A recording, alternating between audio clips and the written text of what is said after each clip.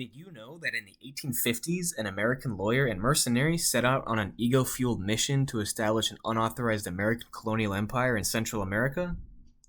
Because neither did I, until I lived in Costa Rica for a month and discovered this fascinating bit of history in a museum.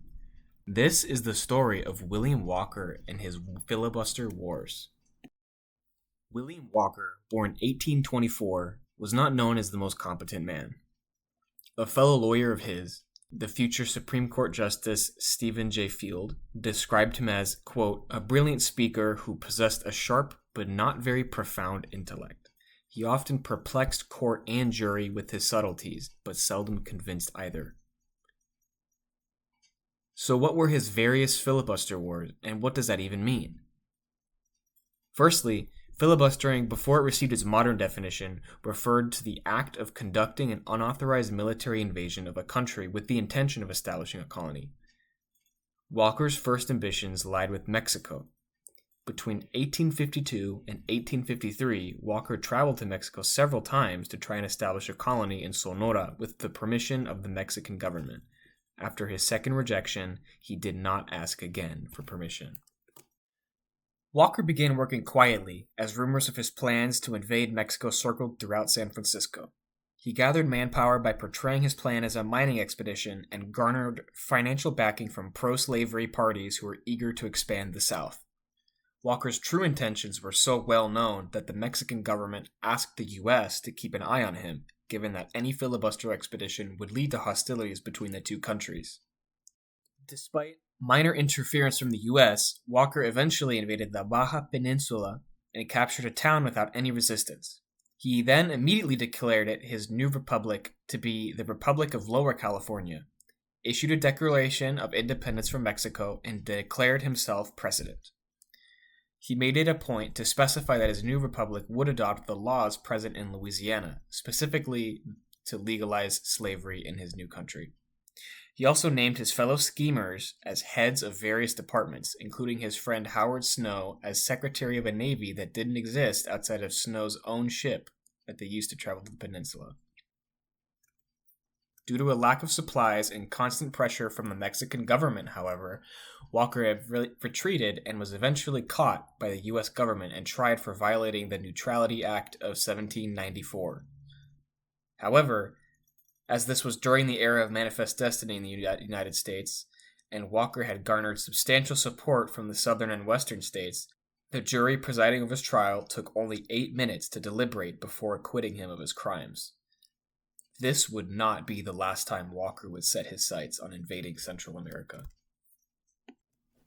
In 1854, a civil war began in Nicaragua between the Legitimist Party and the Democratic Party.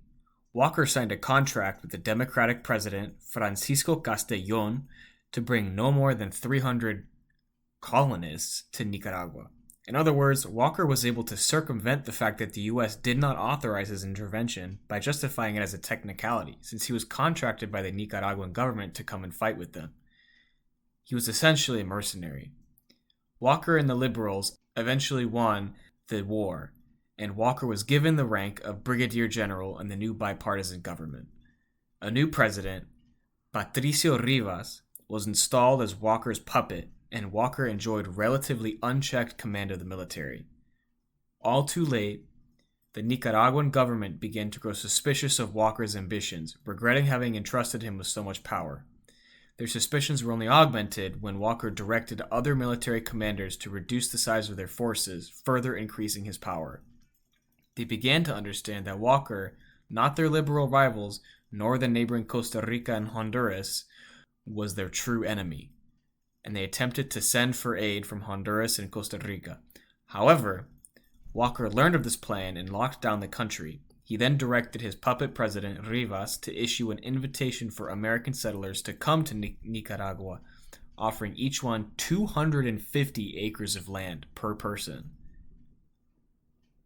By this time, Costa Rica was deeply concerned with Walker's presence in the region, formed a coalition of countries in Central America, and prepared their military to drive Walker out of Nicaragua.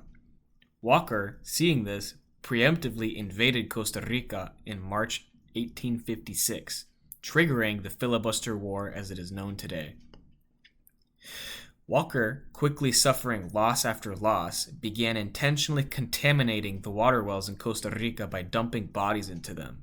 This caused a major cholera outbreak in the country, killing over 10% of its population.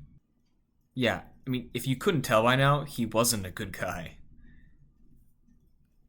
In July 1856, Walker elected himself president of Nicaragua, set himself up in Granada, and immediately launched an Americanization program in which he reinstated slavery, declared English the official language of the country, and made the dollar the official currency of Nicaragua in an attempt to encourage American settlers to move there.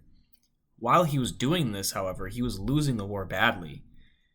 On December 14th, 1856, Granada was surrounded by 4,000 troops from Costa Rica, Honduras, El Salvador, and Guatemala. In what has become an infamous moment of cowardice and destruction, Walker's general gave the order to burn the city down before retreating to Lake Nicaragua. They called this destruction of the oldest Spanish colonial city in the country a, quote, salutary dread of American justice, end quote. It took 2 weeks to completely level the city, and by the end of it, all that was left were engravings they made that tauntingly read, Aquí fue Granada, which means Granada was here.